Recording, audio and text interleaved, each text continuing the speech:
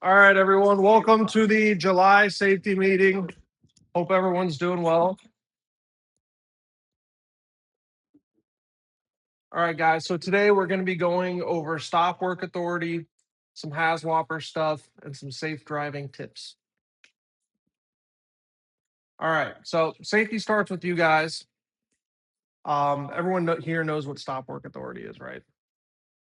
So we had a recent incident. I won't go too far into it, but we had an individual pass out while on the job. He switched up some medication. He was feeling a little funny, and he thought, "Oh, I'll work through it," and he ended up passing out.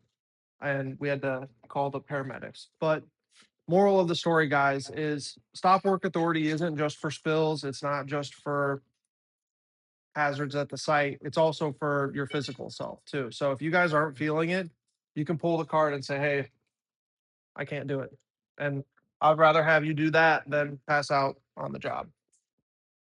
So examples of this, I'll just hurry this one time. It'll probably be okay. I've done it 1,000 times, but we need to be asking ourselves, is this safe? Is this what's right?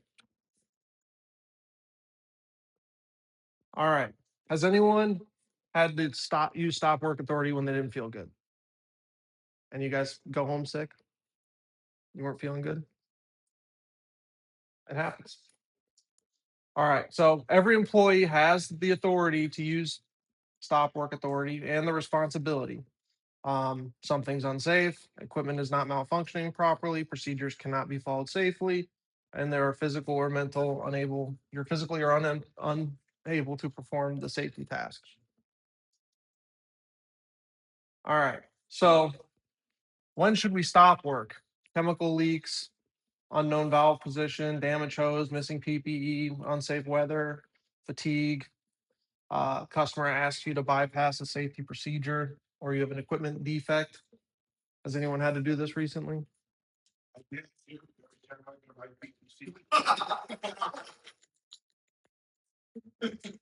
All right. So at the end of the day, guys, you guys are more important than the load you're delivering. So we need to be vigilant of that and make sure that we're using this as needed. All right. So HAZWOPER refresher. Anyone know what HAZWOPER means? Hazardous waste operations and emergency response. So even though our daily job is to transport the materials, we still have to be prepared to handle the chemical. So we need to be able to recognize hazards, protect ourselves, protect others, and know our limitations. Okay, so our job is to recognize hazards, protect ourselves, secure the area, notify proper people. Our job is not to become the emergency responder unless we're authorized to do so. So our HAZWOPER classification is on a visual basis. So you're the person who's reporting something's wrong. You're not the one who's running into the cloud, shutting off a valve. We don't want to be doing that. If you discover a leak at a customer site, what's your first priority? Call somebody, notify somebody. Protect yourself, protect others, stop product flow if it's safe. If it's a valve, like someone just left the valve on it inland or something, you go turn the valve off. But if it's something that you're not certain about, that's when you report it. Go down the line. Notify customer, notify dispatch, establish a safe distance. All right, so PPE is not optional. So guys, make sure we're always inspecting it. That's your gloves, your goggles, your face shield, your rain jacket, your boots. Anything else I'm missing?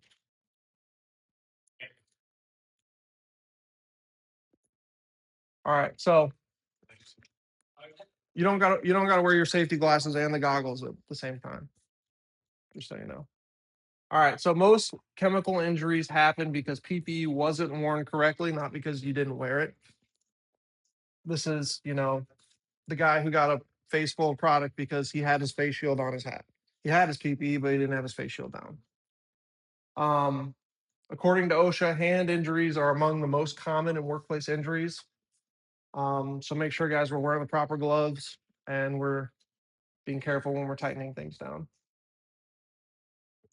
All right. Hazard recognition.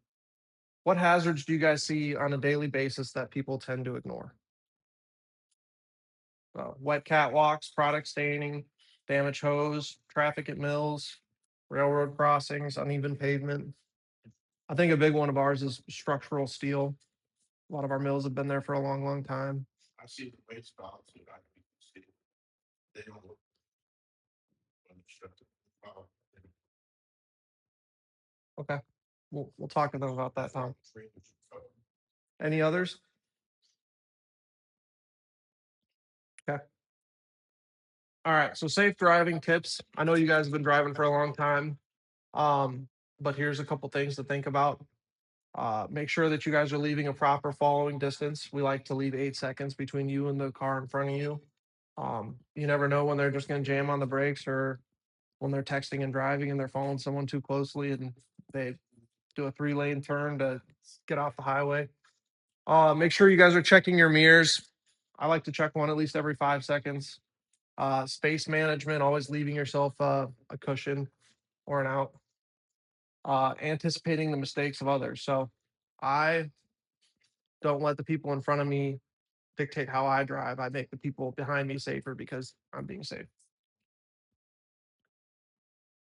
All right. So everyone remember when they got Smith System trained? This is going to be a little refresher.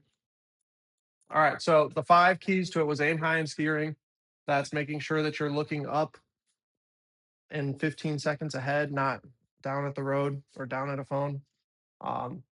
Looking to see if that light's down, the light down the road is red, or if there's a railroad crossing or anything like that. Get the big picture. Keep your eyes moving. This is checking your mirrors. This is making sure that you're seeing everything around you, checking your peripherals. Make sure that they see you. That's using your horn or a signal if you need to, especially when we're dealing with pedestrians and we're on sites. Have any of these Smith System items saved you guys from being in an accident? All of them? Good. All right. So for tank driving, remember the liquid moves. Every stop, turn, lane change, ramp creates surge. So we want to make sure we're braking early, we're accelerating smoothly, we're taking ramps slower than posted speed, especially when there's bad conditions, and we're leaving extra distance for falling. I don't have to tell you guys how it takes you longer to jam on the brakes than it does in a car. All right, so fun fact: a fully loaded tanker can weigh up to 80,000 pounds, and the liquid inside continues to move even after you brake. You guys should all know that. All right, defensive driving. Most crashes are caused by following too closely, speeding, distracted driving, or improper lane changes. So try and make sure that we're not doing any of those things. What are your biggest driving challenges when you guys are at customer sites? Forklifts, employee traffic, tight turns. I know we've had some problems recently with the mill just putting stuff wherever they want, blocking our blocking our entry. So if you have something in your way and you think it's going to be a problem with you getting in or getting out, make a phone call, go talk to somebody, say, hey, I need this moved before I can go. I know it's going to slow your day down or get in the way, but that's what we have to be doing, guys. We can't just think we're going to make it. We have to know for sure. All right, quiz question. All right, you're loading acid. The loading arm begins to leak around the connection. Do you finish unloading quickly, tighten it while flowing, or stop the load immediately? All right, good. All right, quiz 2. All right, which PP item should never be skipped when connecting or disconnecting chemical hoses? Your baseball cap, your face shield and required eye protection, your earplugs, or your reflective vest? B. All right, good. All right, what's the best defense against distracted drivers? Is it A, honk, B, drive faster, C, increase the following distance and stay alert, or D, assume they'll move? C, that's good. All right. All right, so what you guys are looking at here is a part of our Samsara safe driving scores. So this is how you guys rank. Some of these things are evolved around speeding, distractions. They kind of own the matrix, but our top 3 drivers for the month were Smolnik, Kleeman, and Smedley. So I got you guys some water bottles to reward your safe driving. So when you guys are done, just come up and grab one.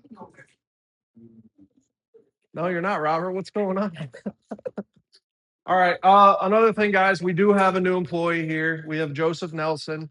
He's coming to us from PVST. He's got a good amount of experience over there. He was hauling SO2, some dangerous stuff. So make sure you guys give him a warm welcome and make him feel like family here. All right. All right. So we are also going to be doing a driver assessment. So throughout these safety meetings that we provide, we go over some hazmat stuff and some hazwalper stuff, but we want to make sure you guys are retaining the information. So Boo Boo will have these assessment quizzes for you guys just to make sure that you guys are competent on the material we've been giving you. I think so. Some of you guys have already done it. It's all pretty much common sense, but we have to show that you guys are understanding what's going on. So it's not overly bothersome. All right, here's the video of the month.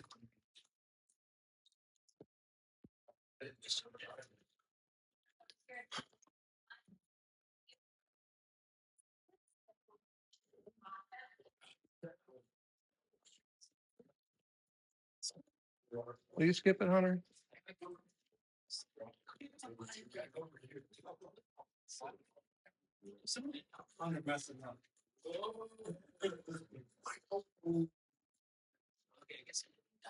So I know in a situation like that, you probably couldn't see it, but make sure we're going slow and looking both ways through intersections. Red, you got anything for the group before we close? No. Keep doing your guys' maintenance on your trucks. Or letting the maintenance team know about any issues on your truck, and keep up the good work. And we'll see you guys next month.